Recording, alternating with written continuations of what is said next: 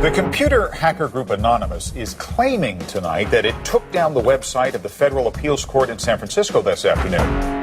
They took down Senate.gov servers. They've taken down HB Gary. Sony's claiming they did $150 million worth of damage. So many confidential files that tonight, because of these hackers, can be in the hands of anyone. Visa, MasterCard, the PayPal situation. The criminals who hacked into Sarah Palin's private email.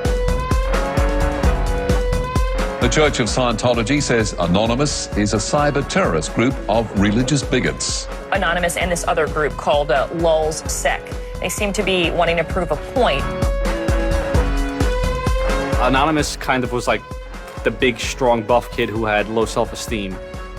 And then all of a sudden punched somebody in the face and was like, holy shit, I'm really strong.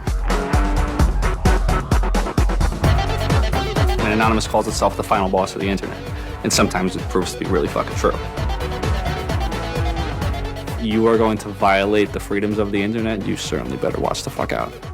They are kind of the rude boys of activism. There's a real rough edge to them, which I think also is one reason why they garner so much love and hate from people too. They represent a certain sort of chaotic freedom. Individual, young, nameless, faceless folks are having geopolitical impact. I mean, it's both exhilarating to realize that and terrifying to realize that. It kind of depends on how that power is wielded. We are legion. We do not forget. Expect us.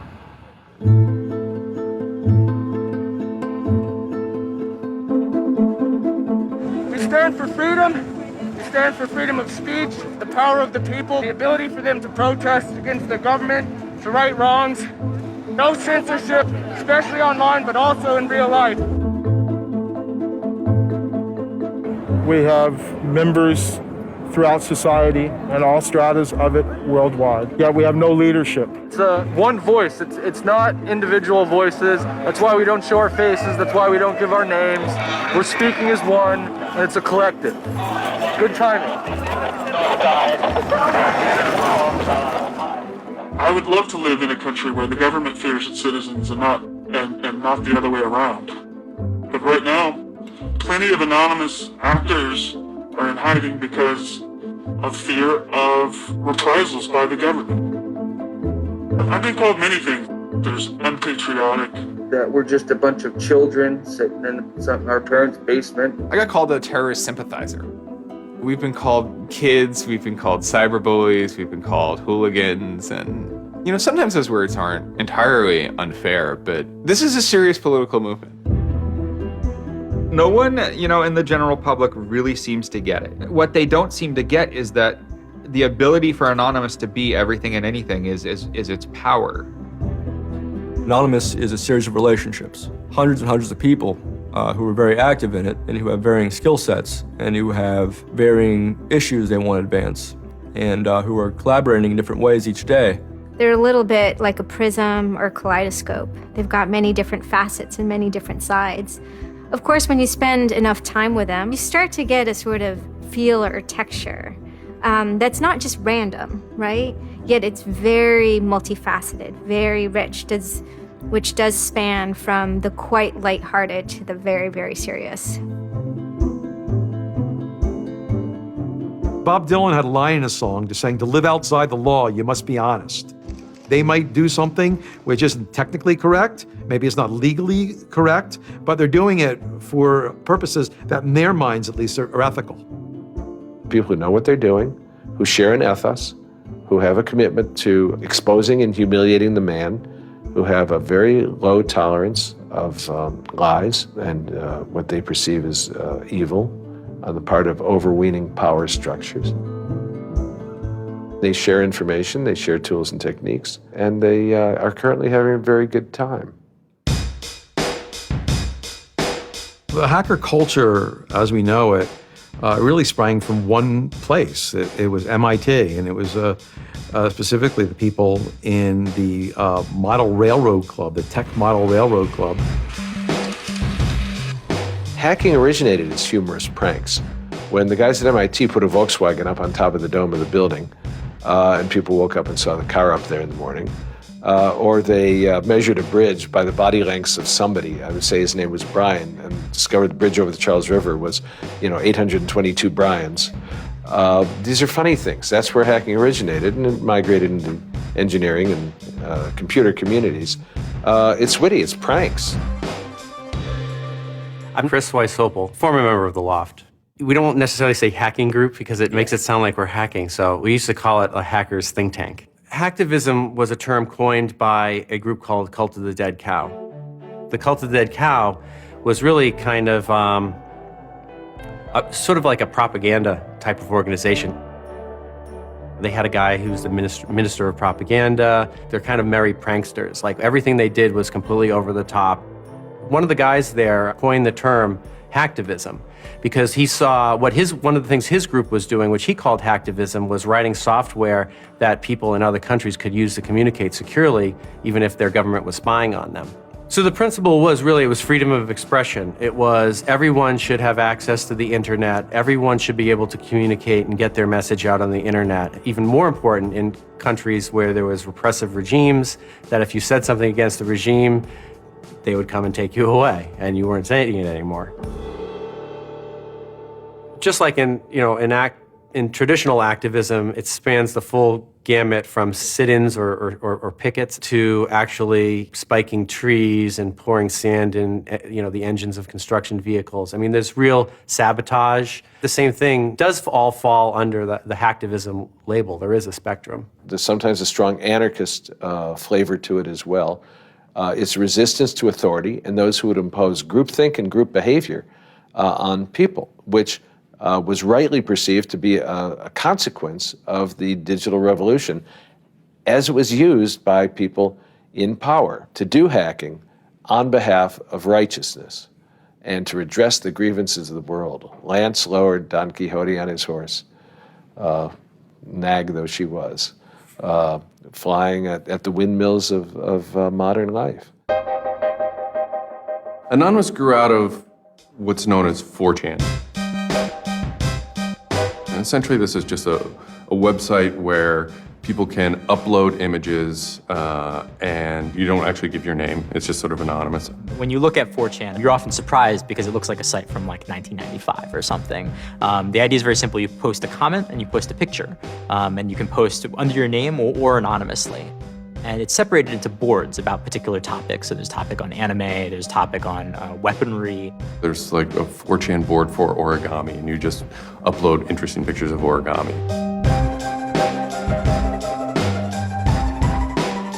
And then there was a group called the B board, which essentially was for like anything goes. The first time anybody goes on B, it's kind of an instant revulsion. Because there's never a time that you go on there where you don't see something horrible. That instantly puts off a lot of people. The idea is post something that can never be unseen. Half of the posts on B are there specifically to make people not want to come back to B. It's what you get when people are allowed to express themselves with absolutely no restriction whatsoever. It's the kind of sum of human imagination, and people can get together and think together without any limits or parameters. It's the most vile, disgusting, and funny thing on the internet.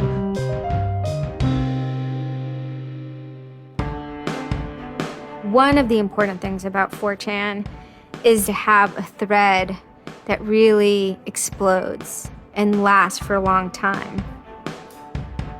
If it doesn't, then it disappears. It's a site that's not archived. So it creates conditions for anything that grabs attention at some level.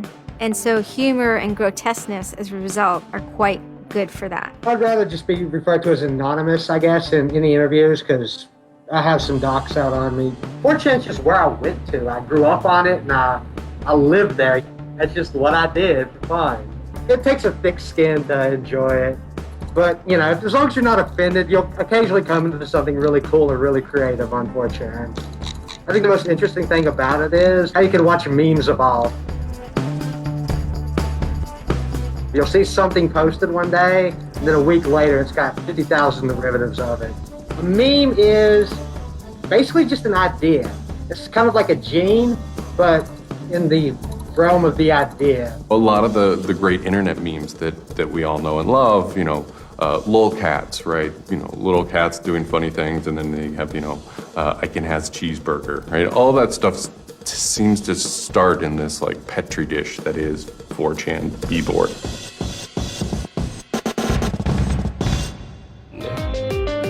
Say it publicly and your insane chocolate rain. Name any meme from the last about 6 years, and I'll bet you either in its first posting ever was on 4chan, or at least one of its earliest revisions that became what it was on 4chan. I can see the food situation is so we'll be on our way. It's basically the best breeding ground for internet culture, as far as I'm concerned. With your neighborhood insurance rates, chocolate rain. 4chan is also very known for acts of trolling. Trolling is a fucking art. Trolling is getting the person you're talking to get as pissed off as they possibly can, and for no reason except for your own enjoyment. Maybe you're trying to illustrate a point, but it's mostly for your own enjoyment. For them, it's funny that like people think the internet is serious business. And if people think the internet is serious business, it's a troll's job to make their life terrible. The idea of anonymous came initially as a joke. I mean, somebody suggested that what if the whole site, what if 4chan, what if B was just one person? And what if that's just one guy called Anonymous sitting somewhere and you're just reading all these posts by one guy? And it kind of looked like that from the outsider's perspective. I mean, there's no way to tell the difference. It might as well be one guy. Fox News did a very famous segment about it. They call themselves anonymous. They are hackers on steroids, treating the web like a real-life video game, sacking websites, invading MySpace accounts, disrupting innocent people's lives. And if you fight back, watch out. Destroy, die, attack. Threats from a gang of computer hackers calling themselves Anonymous. I've had 7 different passwords and they've got them all so far. Anonymous hacked his site and plastered it with gay sex pictures. His girlfriend left him. She thought that I was cheating on her with guys. As long as I can think back, Anonymous have done some pretty off-color things in the name of getting cheap laughs, you know. But, I mean, that's part of the culture. They get what they call lulz. Lulz is a corruption of LOL, which stands for laugh out loud. Anonymous gets big lulz from pulling random pranks. For example, messing with online children's games like Habbo Hotel. Habbo Hotel was this online community where you had an avatar and you walked around and talked to other people. It was kind of like an early version of, you know, World of Warcraft or Second Life or any of those virtual worlds. What the people on B did was invade Habbo Hotel, created, you know, thousands of avatars. They all had this one uniform of a black guy with a big afro wearing a black suit. And so there would be thousands of these people, black guys, black suit, you know, huge afro, walking around this world, and they would do things like form a swastika out of themselves. And I think that was a real landmark because it was when they were able to see that, you know, they can use their numbers to do something really interesting and really disruptive. So we blocked the entrance to their pool, and that just pissed them off so fucking much. It was fucking beautiful. That was fucking just wonderful. Wonderful times. Those kids love that pool. They love the shit out of their pool. The goal was actually to offend everyone, simply because the idea that we could offend you by drawing a little shape on the screen was stupid to the people involved in it. They were like, really? You're going to get that mad over us just drawing this on the screen? Wow, well, you need to refocus a little on life because this should not be upsetting you that much. All these different organizations online, whether it's 4chan or just any website, there's typically a community aspect to it. This is where people have their social relationships. This is where their friends are. This is where they have a creative outlet. And so all those aspects are going into groups like Anonymous, where people feel like they're part of a bigger thing and they're able to express themselves within that group. There were certain words, certain phrases, certain ways people respond to things, certain images that were posted that created a pattern, and that pattern was, I guess, the origin of what is now Anonymous. It's like Freemasons with a sense of humor, in so much as they have this common symbology, and one of their chief joys, which is kind of wrapped up in power and secrecy, was the fact that they could recognize each other by referencing these symbols, referencing these phrases. Over 9,000. It's over 9,000! I lost my iPod. Mudkips, anything involving mudkips. So you have this weird sort of international culture developing with people, across the world, wherever they may be. In late 06 and, into early 07, there's a bit of a sea change where instead of just posting a bunch of content or randomly saying we're going to go over to some website and post a bunch of dirty comments against someone, it becomes a little more organized. Welcome to the Hal Turner Show. They went after a guy named Hal Turner. I am being discriminated against because I'm white. Hal Turner was a neo-Nazi who was, big online and had a podcast. I think that the 14th Amendment was not ratified properly, and I think, therefore, it is still okay to have Negroes as slaves in America. The first time I heard about Hal Turner is he was knocking somebody on 4chan. There's a million neo-Nazis out there. But he started picking on our dude, so we had to go to our dude's fucking defense, and it just so happened that he was a neo-Nazi, so that's a bigger reason that he's a fucking dickface. Who are you? Where are you calling from? Hola, Hal. This is Pedro. Spick, don't call. Diego. He was just a horribly racist radio personality who seemed to handle it well when you called in. Like, he could handle being berated by Anonymous. And that made it very interesting. It made it a bit of a challenge. It wasn't some guy who just either crumbled or stopped answering the phone. It was a guy who would yell back. Hal Turner wasn't the first, actual person that, Anonymous had caused trouble for, but the circumstances ended up being significant. They DDoS'd his website, stuff like that, costing him thousands of dollars, bandwidth fees. Denial of service has been around for a long, long time. The equivalent of if you, for some reason wanted to disrupt a bus service, right? You can hire 1,000 extras to all go and line up at the bus station, right, and get on the bus. And so then anyone who was really trying to get on the bus couldn't do it, right? It's as simple as that. When you stop trying to visit, website goes back up, no permanent damage. We DDoSed him, and then we kind of trolled him in real life. We sent countless pizzas to his house. We signed him up for escorts on Craigslist.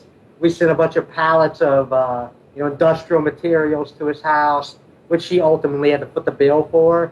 And basically, we destroyed his ability to pay for his radio show, and that took him off the internet. And then they ended up getting some real hackers to help them out. This wasn't sort of pranks. They actually were able to get into Hal Turner's private servers and his mail servers and find some interesting emails that he was serving as an FBI informant, which, if you're a right-wing neo-Nazi, is not a good thing to be. And obviously him being an FBI informant and also his reaction, his sort of douchebaggy reaction to the raids, damaged his credibility within the white nationalist scene, which is a shame. Hal Turner's gone. He's been prosecuted by the feds for threatening judges. What follows is a period of confusion and anger in which, the original Anonymous people, the sort who want to keep Anonymous as this nihilist little, ridiculous group, are upset that now, that the most terrible thing on the internet is now becoming a force for good all of a sudden. I'm Mike Vitale, and my handle is Seth Dude. Now, this is January 2008. Anonymous is strong now. We're not a little dinky fucking group anymore. This is millions of people worldwide, and we're watching. And then Scientology stepped in with a big target on its chest. A video came out of Tom Cruise that was supposed to be an internal Scientology video, talking about secrets of Scientology. Being a Scientologist, when you drive past an accident, it's not like anyone else. As you drive past, you know you have to do something about it because you know you're the only one that can really help. It talks about you're the only one who can stop, bad things from happening. And so this is kind of widely mocked online. It circulated like wildfire. Instantly, the Scientologists post a DMCA, Digital Millennium Copyright Act. And this is a way that if you own content, you can go to video sites, upload sites, and have your content pulled when someone uploads it illegally. So Scientology's always at odds with the internet, always trying to legally bully people out of fucking them over on the internet. They always did that. And then here they are trying again, but you know what? Anonymous saw that and they said, oh, you guys just fucked around badly. Like, you're trying to censor our internet. Like, are you trying to take a joke away from Anonymous? Like, you don't do that. A few people on 4chan posted, hey, we should grab that video and post it on a few other sites. What followed was, it's this term called the Barbra Streisand effect.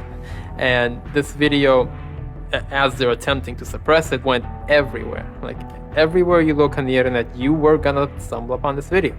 Actually, Gawker, the site that I worked for, was, I think, the first one to put it on the website, and we got in a huge legal battle with Scientology, who wanted us to take it down.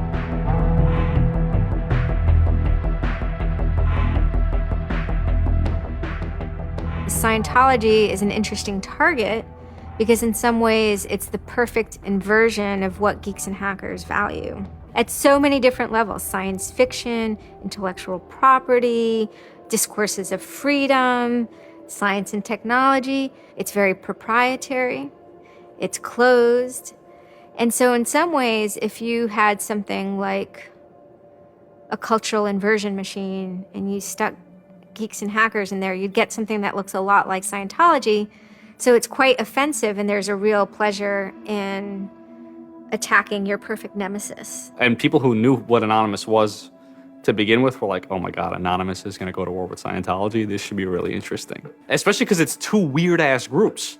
I mean, I've been an Anon for a long fucking time. I know Anonymous is really strange. They're weird, and the stuff we like is weird, and it's really not mainstream at all. Now you have Scientology, also really weird. A lot of crazy shit goes down.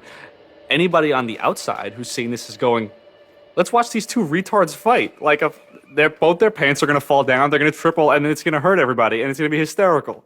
And then that's when 4chan kind of reared into action, really reared into action. And they started to troll the Church of Scientology.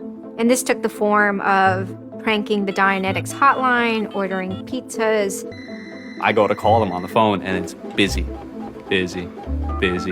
And that's their main fucking Dianetics hotline. Their Dianetics 800 number, you can't get through because Anons have completely fucking clogged it. And just probably saying stupid shit. The whole idea was just you call them just to keep them on the phone. What's an Elron? How do I Dianetics my face? They were not expecting that, and they couldn't handle it. I'm Brian Mettenbrink. I'd just gone to 4chan just on pure happenstance, and I saw a post about the Scientology thing, and I started looking up stuff, and I'm like, oh, this is actually for a decent cause. I think I'll, do this. Anonymous members have developed a distributed denial of service attack tool called Low Orbit Ion Cannon, which is a name taken from a computer game. Low Orbit Ion Cannon is what's called an endgame weapon in Red Alert. All you had to do was literally follow instructions, step by step. What you do is you put in the site, you see that the IP is correct, you make sure that all these settings are good, and you hit the button, and off it goes. And what it does is it tells Scientology.org, in this case, it tells them to send their website to my computer about, I think, it was 800,000 times in a weekend, and I'm pretty sure I probably took it down myself a couple of times. It felt like you were making a difference, just you yourself, and you didn't even have to leave your home, And one of the guys said, we need to make a video. We have to make a video. Hello, leaders of Scientology. We are Anonymous. When the video came out on January 21st, that was one of the first times that Anonymous, as a culture, started referring to itself as Anonymous as a movement. That video probably changed everything. We are Anonymous. We are Legion. We do not forgive. We do not forget. Expect us. It basically looked like if a computer was going to tell you that he was going to beat the shit out of you, this is what it would look like. That one video really galvanized that moment of innovation. That's exactly like with that video, internet activism, as it's known today, was born. And you just see this consensus forming that it's going to happen. So we made the code of conduct. Don't bring weapons. Dress accordingly. Cover your faces, because they will try and find out who you are and screw with your life. Rule number 17. Cover your face. This will prevent your identification from videos taken by hostiles. Scientology has a history of harassing, stalking, and just generally doing horrible things to its critics. So people needed a way to hide their identities. A lot of people had very legitimate fears. They don't want to be followed home. They don't want to be stalked. They don't want to put their families and themselves in danger. Everyone was going, well, we're going to wear a mask. What's the only fucking mask that we all already know or have a joke about? And it's the Guy Fawkes mask. You see the movie V for Vendetta, the ending scene where everyone's wearing the Guy Fawkes mask. That is very reminiscent of what Anonymous thinks Anonymous is.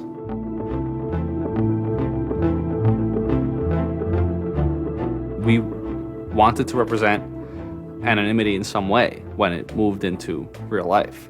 I think that the Guy Fawkes mask was one of the most natural things to happen. It is the idea that none of us are as cruel as all of us. You have this massive crowd of people who are anonymous that is going to fight against a bigger thing and win.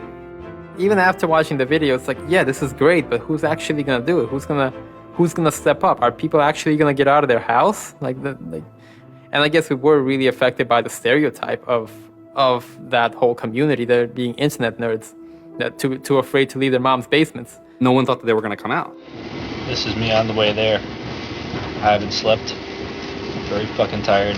And I remember going to the park that day, and it's really fucking early in the morning, which I thought was a bad idea. And I'm smoking a cigarette, and I'm looking around like, where the fuck is everybody? There's nobody here. So here I am, sitting in Bryant Park, waiting for the other Anons to show up. I remember thinking like, oh fuck, like, am I gonna be the only one in the park? Am I gonna walk to Scientology with fucking 6 or 7 people? Which totally defeats the entire purpose of this, because now they could single me out, you know? Then I get up and I start walking around, and I see there's a lot of green balloons over there for some reason. On the other side of the park, there was like fucking 200 people. There was Guy Fawkes masks everywhere. And I'm like, holy shit, this is huge. There's a fucking lot of us. That's pretty good.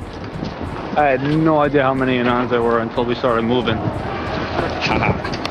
And it just fucking got bigger. I remember walking through Times Square, and everybody in Times Square was an Anon. Like, and you know, this is like a fucking 1,000 person per like fucking minute foot traffic area. And everywhere I'm looking, I'm seeing fucking Anon symbols. It was fucking wild. It was really wild.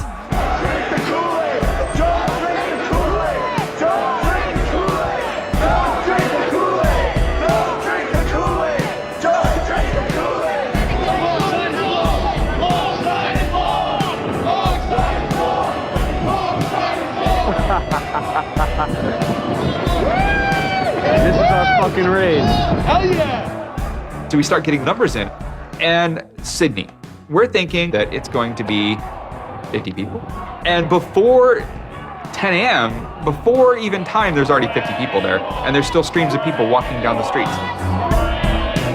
A couple hours into it, you know, because I didn't go to bed until 1 in the morning, you know, you're looking at Sydney as, wow, there's 250 people in Sydney. The cops are estimating higher than that for their reports. What just happened? Adelaide, Perth, and Melbourne happened. And, you know, over 200 at each of them. We nearly broke 1,000 leaving Australia. Now, the next protest was Tel Aviv, which had actually gotten its first Scientology building right before this. There were Palestinians and Israelis at this protest, both holding their flags. And at one point, they actually switched flags and held up each other's flags and whatnot. It was awesome to see. I call our guy in London, Anon, and I say, hey, what's going on there? And he's like, did you just get out of bed? I said, yeah, I haven't even turned on the computer. I just figured I'd call you. And he said, we've got 600 people and the cops are really, really mad at me. All the major cities were having hundreds of people come out. It was massive. Clearwater had like 300 people. I don't think anyone beat out LA. I think LA had over 1,000 people. We are Legion! We are Legion! The thing that happened was something completely different, and hundreds of people from every city just swarmed the streets. It was kind of overwhelming, a little even scary, but scary in a good way. Soon, we're at around the 10,000 mark, and we were joking the whole time, over 9,000, one of those memes. It was too surreal. It was not believable. You go by what name? We are Anonymous. It was very empowering, especially after people saw the thousands of people showing up. This was it. We owned the world at that point. We all met each other. The idea of an Anon is you're fucking alone until you get to 4chan, and then these people all think like you, And all of a sudden, you're not alone. You are with fucking 500 others, They all know the same jokes as you. They all clearly have similar interests as you. Here's your culture. You meet your own people finally. It's perhaps a little surprising. It's not just preteens or teenagers. There's a far more even mix of males and females than you would imagine otherwise. And there were a lot of these so-called guys who weren't socially good. They were very awkward. They still lived at home at 23, half of them virgins. And I'll tell you, the amount of those people who got laid from these protests happening is in the thousands that would not have for years probably. That's why those protests were so important. It was a chance to finally meet other people that were previously anonymous and unknown, and hence it was the moment of the end of their anonymity. Scientology, they kind of fought back, so to speak. They posted stuff online. While claiming they are peaceful, in less than 3 weeks, anonymous members made or encouraged 8,139 harassing or threatening phone calls, 3.6 million malicious emails, 141 million hits against church websites, 10 acts of vandalism, 22 bomb threats, and 8 death threats against members and officials of the Church of Scientology. They wanted to find me. They did. They hired PIs. They started taking pictures of us, threatening to sue us. I did the whole low orbit ion cannon stuff, and then I pretty much just went about my life after that for, I think it's 6 months, and then the FBI showed up here at my parents' house. 2 men got out of the car and took Flashed took their jackets off and laid their guns on the front seat and came up to ask us if Brian was home and explained that they were the FBI and they were looking for Brian, and I've never been so scared. I did the second most damage is what Scientology said. I sent the second most out of everybody. So I got the maximum for my category, which was 1 year in prison and 1 year supervised release. I think, the way I feel is for what I did was one of the most lopsided punishments I've ever read about or heard of. Yeah, I think it's ridiculous, especially the year supervised release where I can't touch a computer for a year. I'm not sure what that's supposed to solve except make my life difficult. So that computer behind me back there, I could go back to prison if I went over and touched it. I'm very proud of what he did. He stood up for what he believed in. I never would even dream of hurting anybody. It's just not me.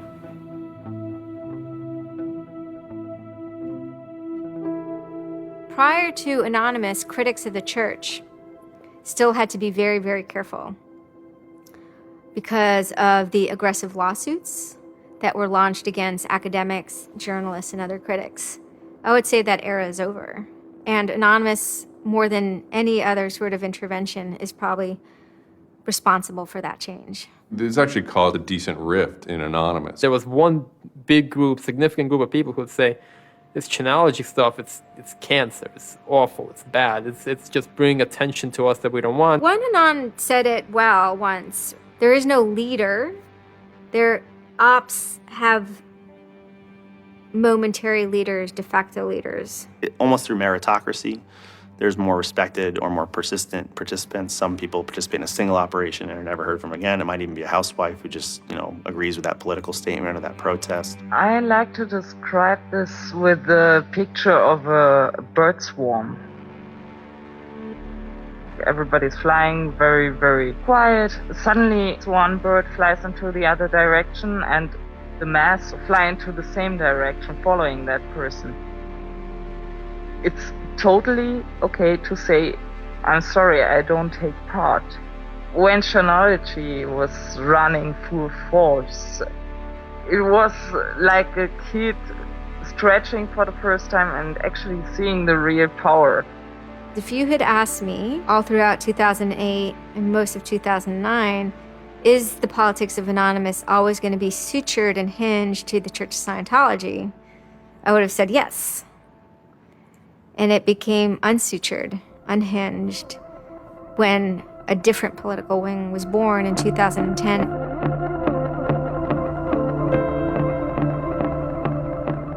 It is our task to find secret abusive plans and expose them where they can be opposed before they're implemented. The interesting thing about someone like Assange is that he actually also sprang from a hacker culture. It's a mentality of spreading information. Julian was Mendax.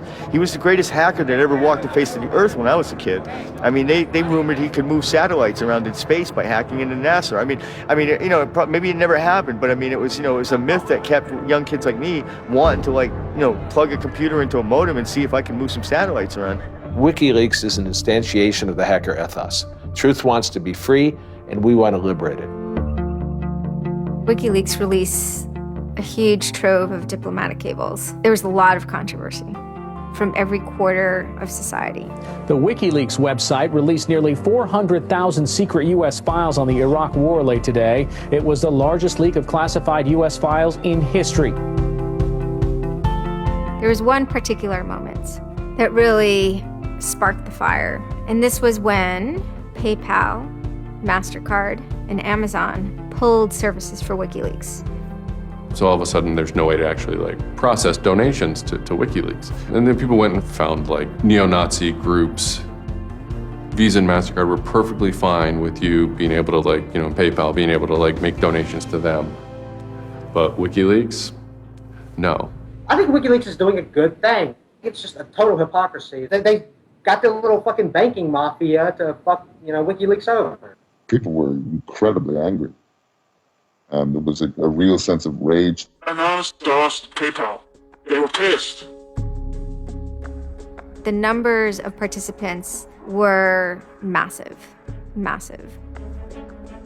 And they managed over the course of a couple of days to disable the websites of MasterCard and PayPal. It was beautiful. Because what you had is people finally stood up for something.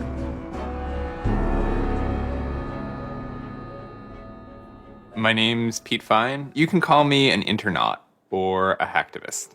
Telecomics is an ad hoc cluster of volunteer net activists who have spent much of the last year trying to keep the internet running in the Middle East. In kind of the lead up to the Egyptian revolution, we would tweet on people's behalf. We would get people from Egypt who were unable to access Twitter on their own on our IRC network, and we would take reports from them and tweet them out using our account to kind of help them get the word out about what they were experiencing.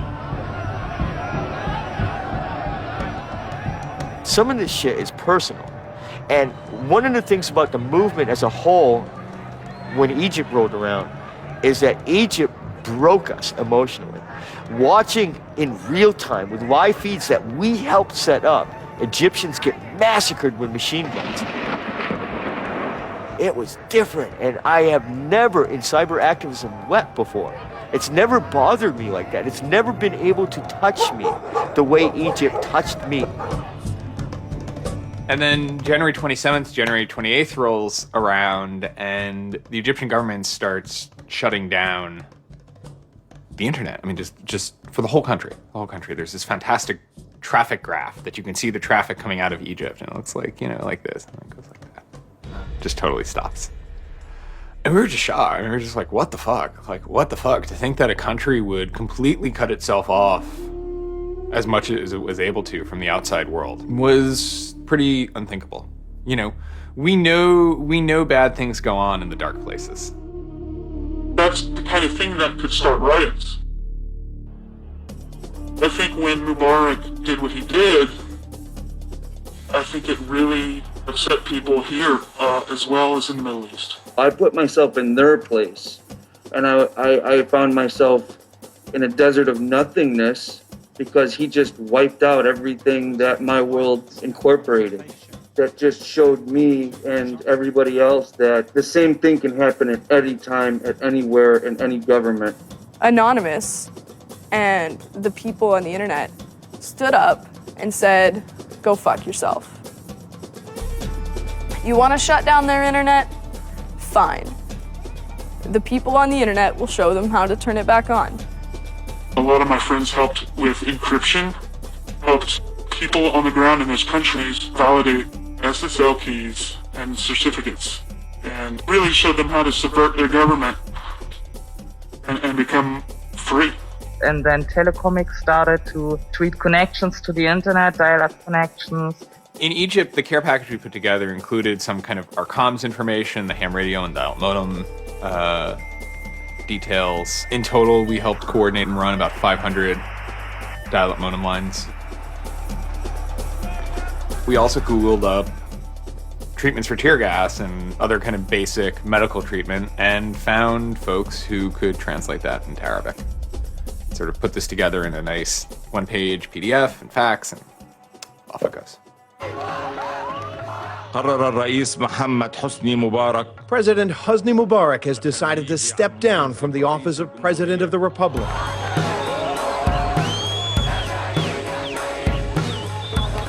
When Mubarak left, it was a hell yeah moment.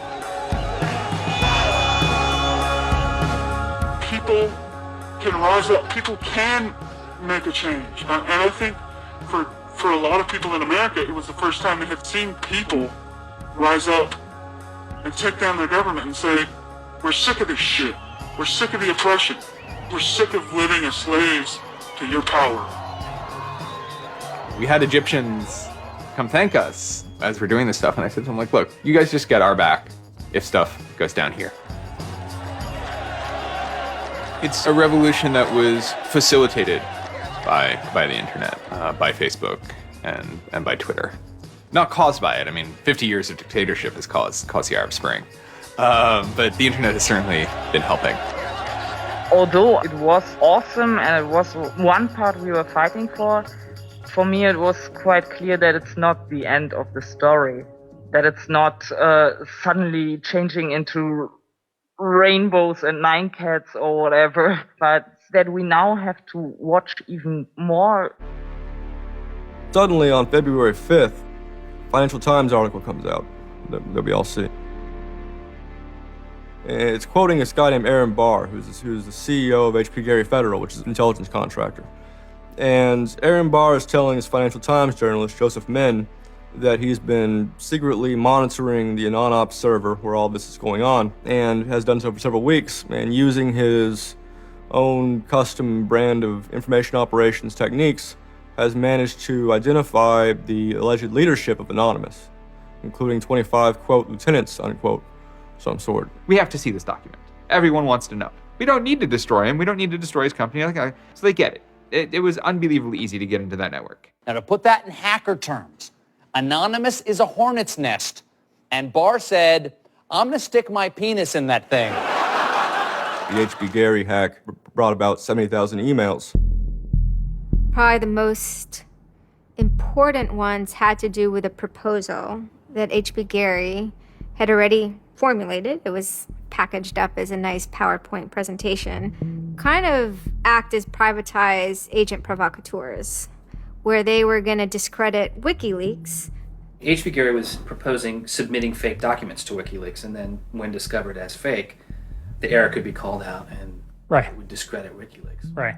So there's a lot of like specifics that I can't talk about. So let me try to answer that though in a general sense. Well, first of all, it's probably no surprise to anybody. I'm not a big fan of WikiLeaks. I think that the broad purpose of trying to get as much information, proprietary or classified information for the government, expose that, is an extremely destructive and dangerous purpose.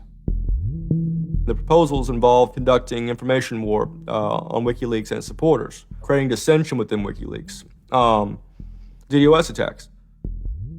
You also wanted to launch cyberattacks on WikiLeaks infrastructure to get information on document submitters. Well, one thing I guess I want to make sure is clear is, none of those activities had actually occurred. In business, there's, when you start proposing or thinking about an idea, there's a brainstorming phase. And somebody says, well, what if, what could we do? What's theoretically possible? Well, still, this was an idea. This was proposed. This was something that you thought about. Right. They also wanted to go on a campaign kind of targeting Glenn Greenwald, who's a reporter for Salon, who's an outspoken kind of critic of the government and supporter of WikiLeaks. It seems like you're trying to attack a journalist here. Yeah, and I don't want to talk too much more about Glenn Greenwald, but other than, what I previously said is, there was never an intent to attack journalists, not on my part. Nor I guess I should say I should generalize that and to say that I would never just outwardly attack a journalist, other than if I felt that there was a journalist in my mind that was acting unethically. That's a fair game for having a public discussion about. They were walking a very fine ethical line at points, and in many cases, the mass opinion is, no, they stepped well past it. I will not support broad theft of information released to the public, because that's nothing but destructive. If somebody has information that's been stolen from them, and whether or not WikiLeaks encouraged the theft of that, or whether or not it was just put in their lap, still they're threatening to release the information that is the private property of another organization. So your choices are to just allow that to happen, or to try to stop it. How offensive is too offensive? We've certainly seen a lot of strategy coming out of governments across the world now saying, publicly admitting that they need to develop better offensive strategies in cybersecurity, because defense as a whole, it isn't enough. It never is enough. In the court of public opinion, that took H.B. Gary quickly from being a perceived victim to being a perceived villain themselves. It was becoming harder and harder to distinguish the good guys from the bad guys. And then, kind of seemingly out of the blue, there was something by the name LulzSec that sailed into the seas. LulzSec, it's sort of a group, mostly from Anonymous, who, large part of the same people who hacked H.B. Gary. And they decided to form this little group and just carry on operations sort of outside the purview of Anonymous for a while. They hacked whatever they wanted, they released whatever they wanted. It's almost like they had no rules. They just said, this is what we're going to do. We're going to stir up the cart. We're going to make some trouble. We're going to make some waves. And they did. The majority of time, the majority of Anons are not doing anything particularly illegal. When they are, a huge number of them try to do that in a very specific political context. For those people, what LulzSec was doing, they were funny, but they were attacking random targets. They were breaking the quasi-rules by attacking media. PBS's Frontline runs a documentary mainly focused on Bradley Manning, the alleged leaker to WikiLeaks. And a lot of Bradley Manning supporters didn't like it. They hacked a website putting a story that Tupac and Biggie had kind of escaped the world of celebrity fame and attention and retired quietly and discreetly in New Zealand.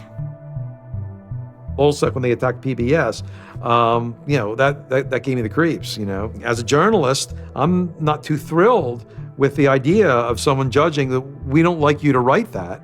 We don't like your reporting, so we're going to shut down your website. I'm uncomfortable with that. It could be me, and I could be writing something about a group that they didn't like, And I'm happy to sit and talk with them about it, but don't shut my website down. This is obviously about freedom of speech, so attacking the press would be would sort of be a bit of a contradiction. So people always said, well, we shouldn't do that. And obviously LulzSec had a completely different agenda, so they had no problem doing it. Hacktivism started to become sort of, I would say, almost more nasty, using, sort of more no-holds-barred kind of attacks, sort of more vicious attacks. They sort of saw themselves as going out there, breaking into like anything, everything, governments, corporations, police departments, largely for the same reasons Anonymous would. They went after Arizona for immigration policy, 50-day run, causing mayhem, havoc, and then ended it. The computer hacking group, Lulz Security, has announced it's disbanding, saying it had achieved its mission to disrupt government and corporate organizations for fun. I call this whole thing the rise of the chaotic actor. And chaotic could be chaotic good, neutral, or evil. If you go back to the old Dungeons and Dragons charts. And some people see Anon Ops initially, let's stick with Anonymous, as chaotic good. They saw Operation Payback, or they saw attacking Scientology, and they say that's good. It's like Robin Hood, right? Chaotic good. Outside the system, but doing something good. Other people saw Anon as chaotic evil, like the Joker. They just want to see the world burn and doing potentially irreparable damage. And the truth is, yes, it's the entire column of chaotic. I'm actually a little less concerned about some of the things LulzSec's done and more concerned about the next generation of LulzSec, the next turn of the crank of who takes it further or is more aggressive. Whoever fights monsters, should see to it they don't themselves become one. Really, as powerful as they seem to be, LulzSec and Anonymous are really small potatoes compared to the bigger operations that are going on that we don't hear about, maybe operations funded by government. 16 people were arrested today, but dozens of FBI agents targeted alleged members of the loose-knit hacking group. Armed with search warrants, agents hit 6 homes in New York, along with locations across the country. The people arrested yesterday were suspected of attacking PayPal's website after the company shut off payments to WikiLeaks. Defenders of the hackers say they're merely engaged in civil protest, but FBI officials worry the disruptive cyber attacks could move in a more dangerous direction. So the FBI shows up at 6 in the morning, and it was really obnoxious. And I remember being frustrated and angry because there was nothing that I had done that would have justified an FBI search warrant. They came and guns blazing and all this other good stuff, busted down the door. I immediately just dropped down on the floor, 180, didn't want nothing. I wasn't trying to fight nobody. Even if you accept what the government is saying is true, what is important is that people are participating in the process. It is very much the process. It is sitting in an encounter in Selma, Alabama. 500 Freedom Riders refusing to allow people to go and sit in at a segregated lunch counter. They write books about that stuff. It is demonstrating at a street corner saying no to a war. It's just a different, it's just a different vehicle. It's the same result. There's always going to be legal consequence when you decide to break the law. That comes with the territory.